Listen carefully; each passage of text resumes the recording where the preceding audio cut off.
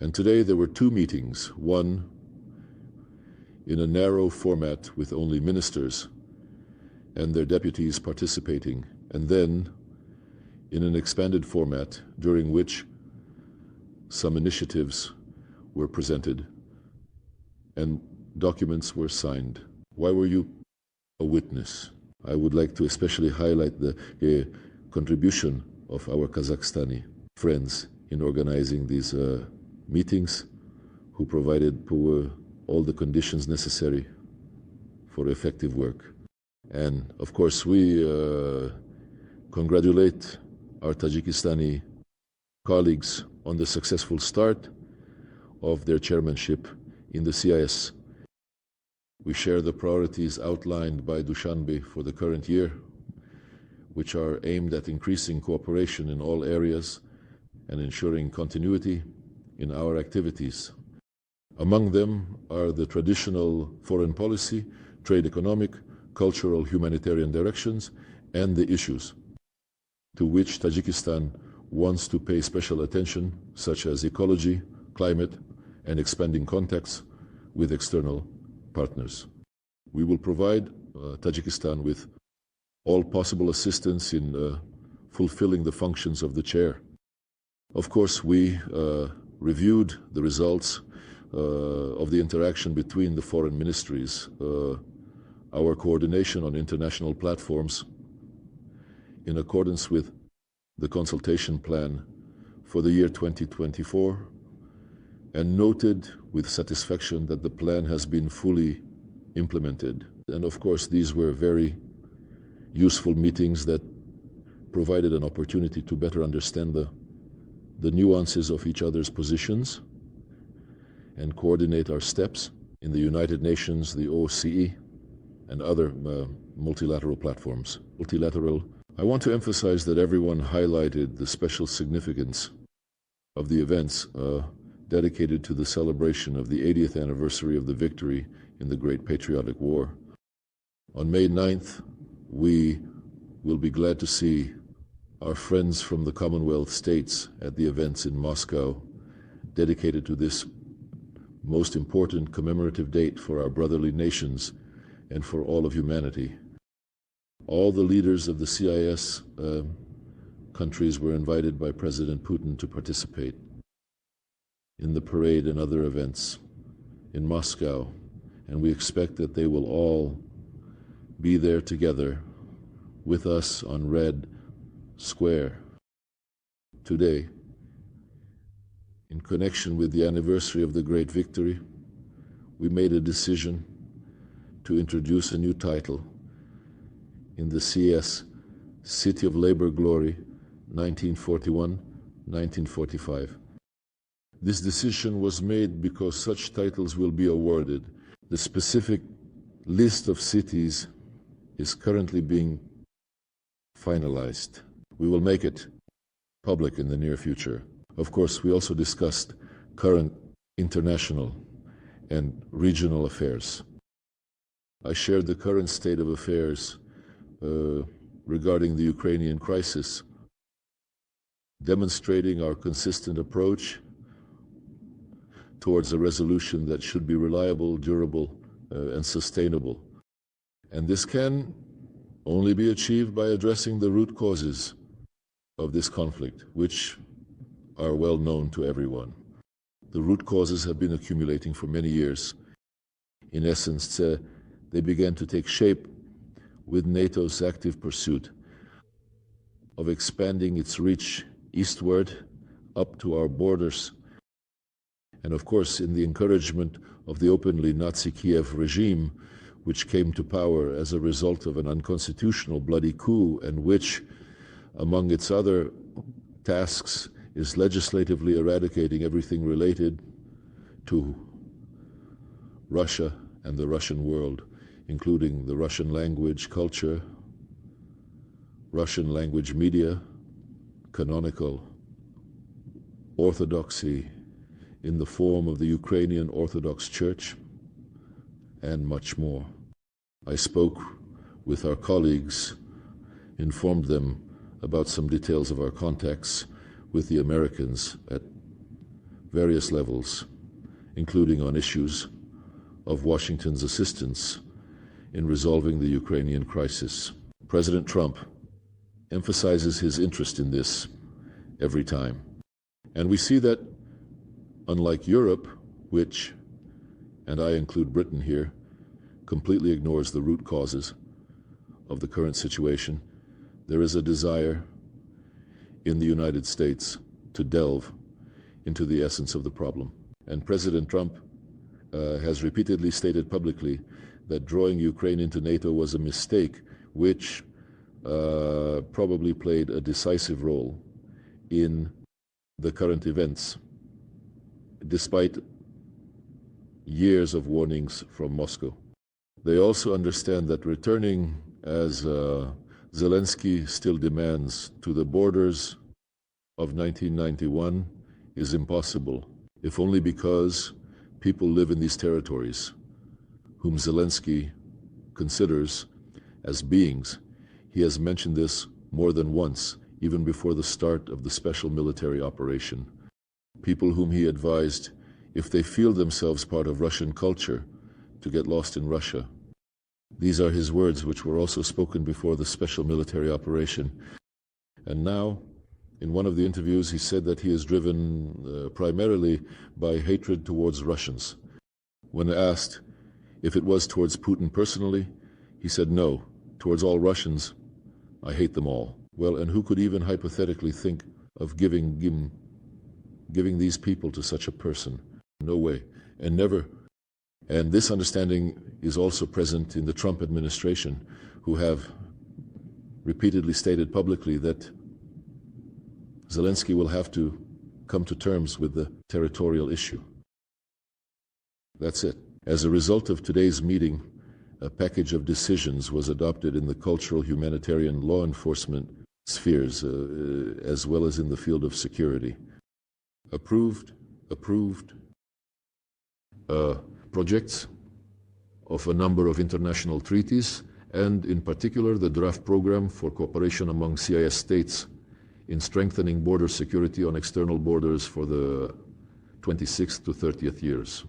I would also highlight the documents on the main directions of the unified system for monitoring radiation, chemical and biological situations, on the principles of joint communication systems of the armed forces of the Commonwealth countries, and on the creation of the volunteer forum at the initiative of the President of Kazakhstan.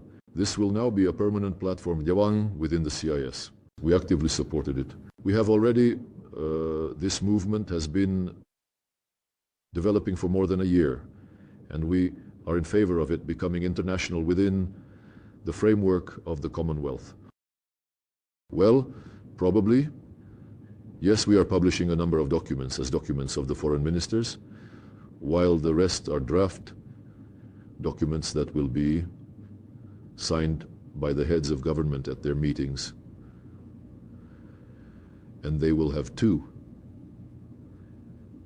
in June and in September, and at the summit scheduled for October 10th in Dushanbe. Already at the level of heads of state, please a question. V. Putin, how do you see the CIS role? How do you see the role of the CIS on the international stage? Well, in principle, we outline our position quite thoroughly. The President put forward an initiative to form a Eurasian security architecture that would encompass the entire Eurasian continent, all the countries located on this continent, and all the organizations that exist here. The CIS is one of them. It has established its working connections at the secretariat level with the Shanghai Cooperation Organization, the Eurasian Economic Union, and the Collective Security Treaty Organization. ASEAN exists, and here there is also a group of countries, more precisely the Cooperation Council for the Arab States of the Gulf. In the South Asian direction, there is also an integration group.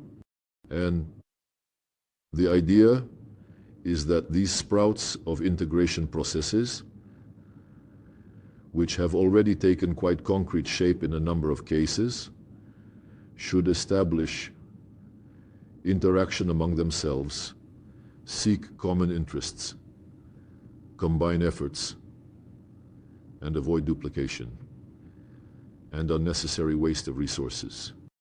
And the CIS, of course, as a structure dealing with both the economy and security issues, can and will definitely be a partner, an active partner in efforts to form material connections. This is what President Putin calls the formation of a large Eurasian partnership. And this material foundation will certainly help create the architecture of Eurasian security.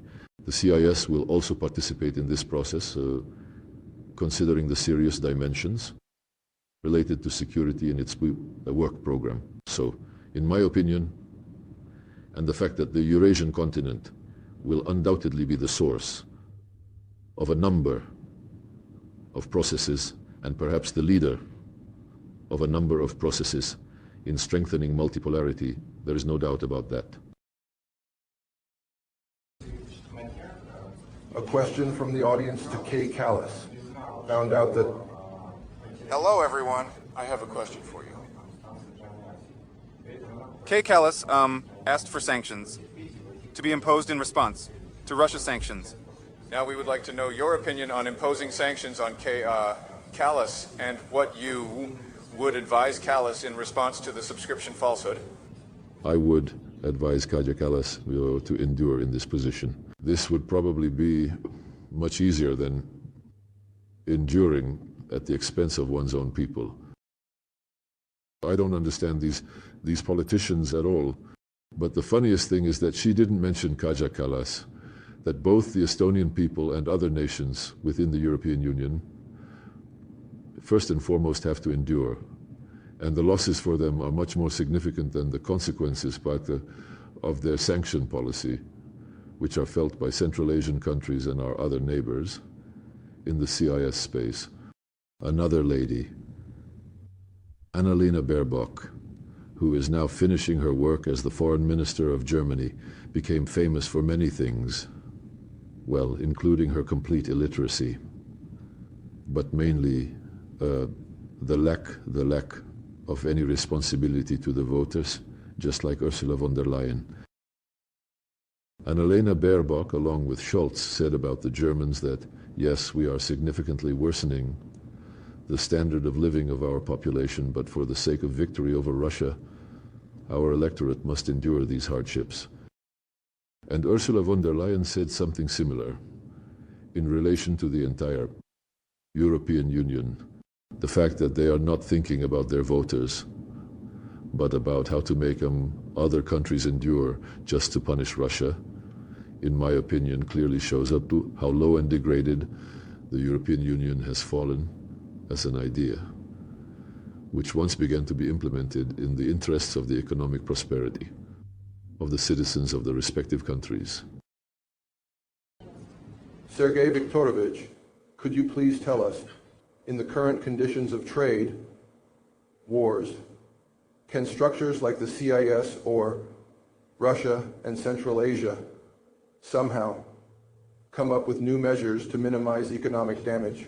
Have you talked to them about this? Well, we have certainly touched upon this group of issues, although they are practically considered and resolved through the relevant departments, the Ministry of Finance, central banks, deputies and heads of governments.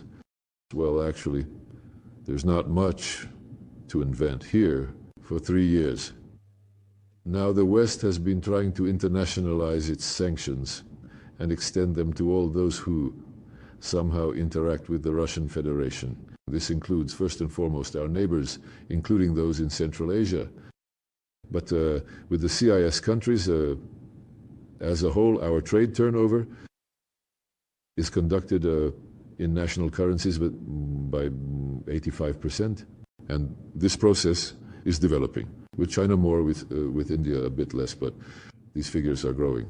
Secondly, despite the sanctions, Yes, besides national currencies, there is an opportunity to create payment platforms independent of external influence, including one option, being the financial messaging system of the Central Bank of Russia. It is convenient and does not depend on any SWIFT systems. There are a number of other initiatives being considered, including within the BRICS framework, where Brazil has proposed and work is currently underway to consider the formation of alternative payment platforms. I am confident that countries, even those not part of BRICS, will have access to such mechanisms once they are established. Despite the sanctions, trade within the CIS grew by almost 4.5% last year. Industrial production grew by the same percentage. Overall, it seems to me that this is, well, if you compare it with the growth rates of the European economy, these are significant positive results. So we will all continue to be guided by our national interests. Our partners, including during yesterday's bilateral talks with Kazakhstan's Foreign Minister, Deputy Prime Minister Murat Tloberdi, also want to be guided by national interests. And if it is clear that a number of private enterprises and banks fear secondary sanction because it would harm their interests, it is equally clear that the benefits Central Asian countries receive from trade, joint projects with Russia, and Russian investment activities on their territory are undoubtedly greater, higher, and more significant for their national interests than the mostly promises given by Western countries in exchange for demands to encircle Russia with sanctions.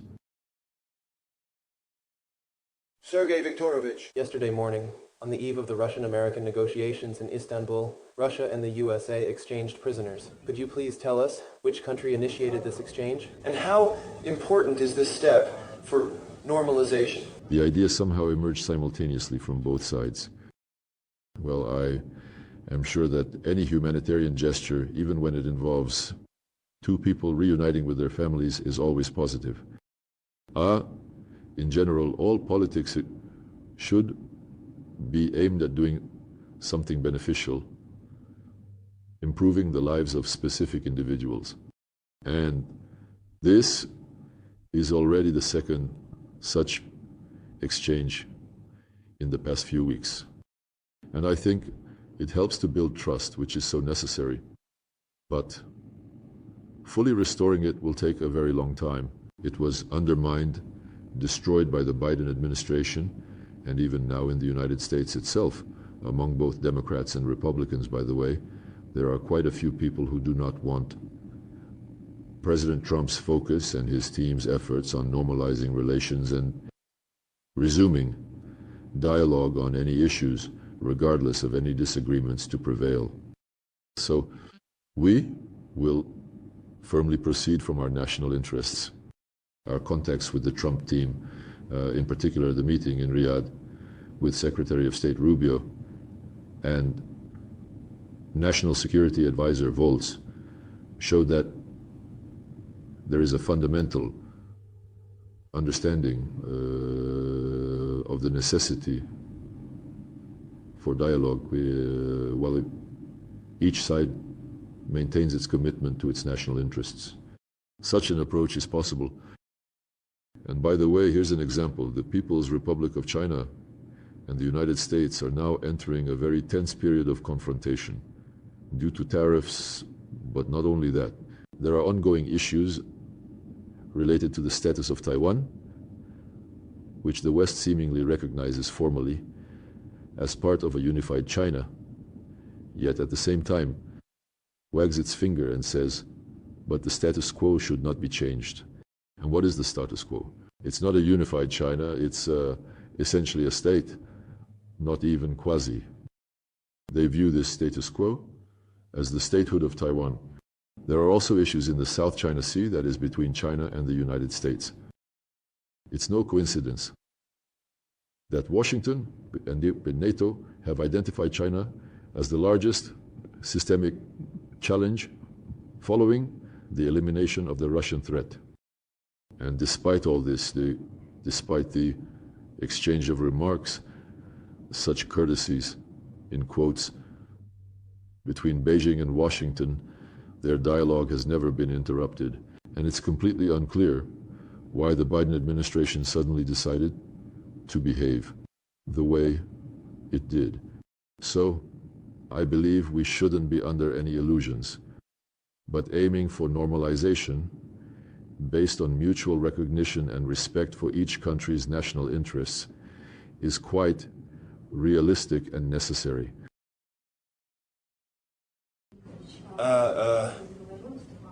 Vorontsov is perhaps like persuading your country to a reason?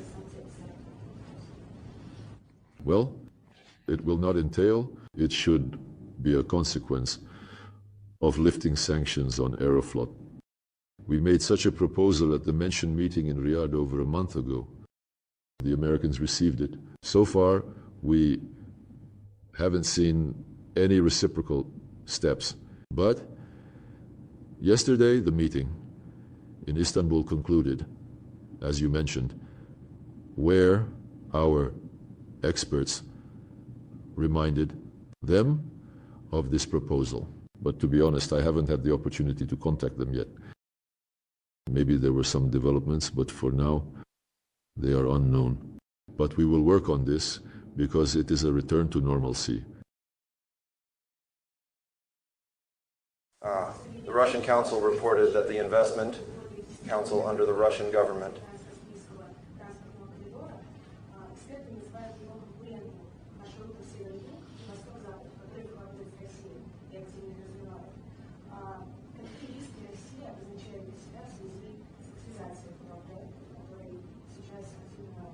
To be continued?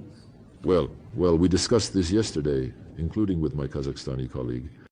Today it was touched upon at the meeting of CIS foreign ministers, and we will talk in just a few minutes with 5 foreign ministers from Central Asian countries. This international Trans-Caspian International Transport Route, TMTM, of 10 billion has not yet been seen by anyone whom the European Union wants to involve in its implementation, bypassing Russian territory. Secondly, it is of course more costly. If suddenly the European Union decides to invest, then this project is much more costly than the North-South International Transport Corridor, and as you mentioned, the East-West as well.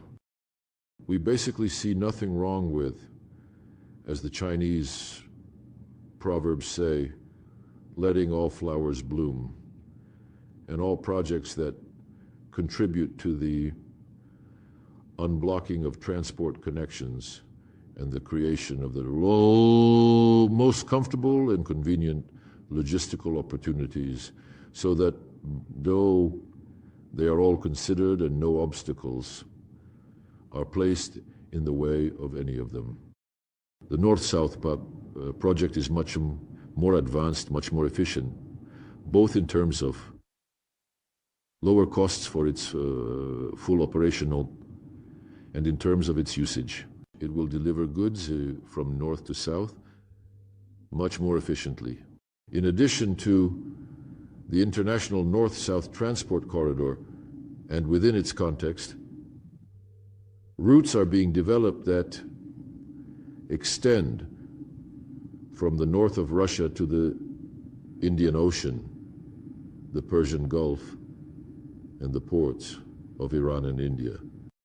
And such junctions are currently being discussed in practical terms. The international, or rather, the Trans-Caspian International Transport Route has some segments already being utilized by Kazakhstan. And I will repeat once more, we have nothing against it provided there is an understanding that no one will sabotage the already launched transcontinental projects in the north-south and east-west directions. That's all. Thank you.